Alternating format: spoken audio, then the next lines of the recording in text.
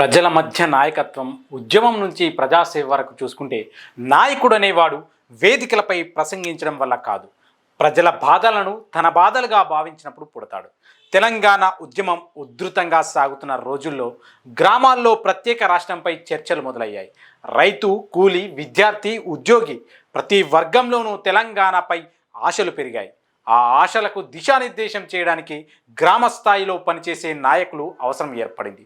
అలాంటి సమయంలో పెద్ది సుదర్శన్ రెడ్డి తన రాజకీయ జీవితాన్ని మరింత ప్రజల వైపు మలిచారు. ఆయనకి రాజకీయాలు కేవలం పార్టీ సమావేశాలు ముగిసేవి కాదు, గ్రామాల్లో జరిగే చిన్న చిన్న సమస్యలు వినడం, వాటిని అధికారుల దృష్టికి తీసుకెళ్లడం, ప్రజలకి అందుబాటులో ఉండడం ఆయన దినచర్యగా మారింది. ఎవరి ఇంట్లో సమస్య వచ్చినా, రైతు పంట నష్టపోయినా, తాగునీటి ఇబ్బంది వచ్చినా, గ్రామానికి రహదారి అవసరమైన ప్రజల ముందుగా గుర్తుకొచ్చే నాయకుడు, గుర్తు చేసుకునే నాయకుల్లో ఆయన ఒక్కరయ్యారు. అయితే ఆ సమయాల్లో తెలంగాణ ప్రాంతంలో గ్రామీణ జీవితం అనేక సవాళ్లను ఎదుర్కొంటోంది. సాగునీటి కొరత, నిరుద్యోగం, విద్యా అవకాశాల లోపంలో, రహదారుల అభివృద్ధికి వంటి సమస్యలు ప్రతి మండలంలోనూ కనిపించేవి. ఈ సమస్యలని రాజకీయ ప్రసంగానికి పరిమితం చేయకుండా సంబంధిత అధికారులతో చర్చించి పరిష్కార మార్గాల్ని అన్వేషించే ప్రయత్నం ఆయన చేసేవాడు. అయితే గ్రామ సభలకి హాజరైన ప్రజల మాట వినడం ఆయనకు అలవాటు. సమావేశం ముగిసిన తర్వాత కూడా అక్కడే ఉండి ఒక్కొక్కరి సమస్యను ఓపికగా వినేవారు. అయితే ఆయనతో కలిసి పనిచేసిన కార్యకర్తలు గుర్తు చేసుకుంటారు. ఈ అలవాటు ఆయనకు సాధారణ కార్యకర్త నుంచి ప్రజల నాయకుడిగా ఎదగడానికి బలమైన పునాదిగా నిలిచింది. తెలంగాణ రాష్ట్ర సమితి గ్రామాల్లో బలోపేతమవుతున్నటువంటి సమయంలో పార్టీ నిర్మాణంలో కూడా ఆయన చురుకైన పాత్ర పోషించాడు. కొత్త కార్యకర్తలని ప్రోత్సహించడం, యువతకి ఉద్యమంలో భాగస్వామ్యం చేయడం, గ్రామ కమిటీలను బలోపేతం చేయడం వంటి కార్యక్రమాల్లో ఆయన ముందుండేవారు. నాయకత్వం అంటే ఆదేశాలు ఇవ్వడం కాదని, ముందుండి పని చేయడమే అని ఆయన గట్టిగా నమ్మేటువంటి వ్యక్తిగా మొదటగా ఉండేవారు. ఆయన మాట్లాడే తీరు కూడా ప్రత్యేకంగా ఉండేది. క్లిష్టమైన రాజకీయ అంశాలని కూడా గ్రామీణ ప్రజల సులభంగా అర్థమయ్యే భాషలో వివరించేవారు.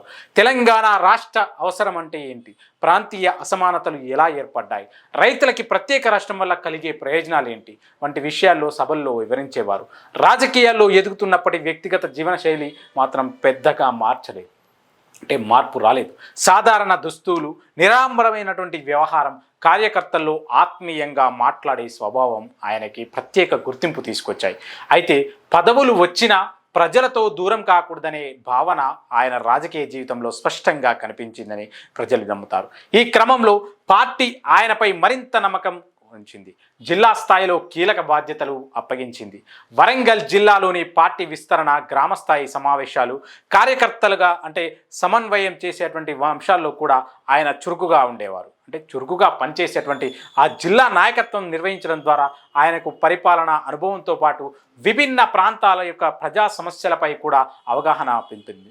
అయితే ఆయన రాజకీయ ప్రస్థానంలో మరో ముఖ్యమైనటువంటి అంశం కూడా కార్యకర్తలతో ఉన్నటువంటి అనుబంధం. ఎన్నికల సమయంలో మాత్రమే కాదు, సాధారణ రోజుల్లో కూడా కార్యకర్తల ఇళ్లకు వెళ్ళడం, వారి కుటుంబ పరిస్థితులు తెలుసుకోవడం, అనారోగ్యం లేదా కష్టకాలంలో అండగా నిలవడం వంటి లక్షణాలు ఆయనకి కార్యకర్తల్లో మరింత చేరువ చేశాయి. ఇక కాలక్రమేణా నర్సంపేట నియోజకవర్గంలో ఆయన పేరు ప్రజల్లో బలంగా వినిపించడం ప్రారంభమైంది. గ్రామాల వారీగా ఏర్పడిన ఈ విశ్వాసమే భవిష్యత్తులో ఆయనని అసెంబ్లీ ఎన్నికల బరిలోకి తీసుకొచ్చేటువంటి పునాదిగా మారింది. పార్టీ కూడా నర్సంపేటలో బలమైనటువంటి ప్రజాదరణ కలిగిన నాయకుడిగా ఆయనను గుర్తించింది. రాజకీయ ప్రయాణంలో విజయాలు ఎంత ముఖ్యమో ఆ ఓటములు కూడా అంతే ముఖ్యమని ఆయన నమ్మేవారు. ప్రజలతో బంధం బలంగా ఉంటే విజయం ఆలస్యమైనా తప్పకుండా వస్తుందనేటువంటి విశ్వాసాన్ని తన ప్రయాణాన్ని కొనసాగించారు. ఇక ఆ విశ్వాసం ఆయన్ని 2014 అసెంబ్లీ ఎన్నికల బరిలో నిలబెట్టింది. ఆ ఎన్నిక ఆయన్ని రాజకీయ జీవితం కొత్త మలుపుకు నాంది పలికింది. ఇదే అసెంబ్లీ ఎన్నికల్లో 2014 అడుగు పెట్టడానికి మొదటి అడుగైంది.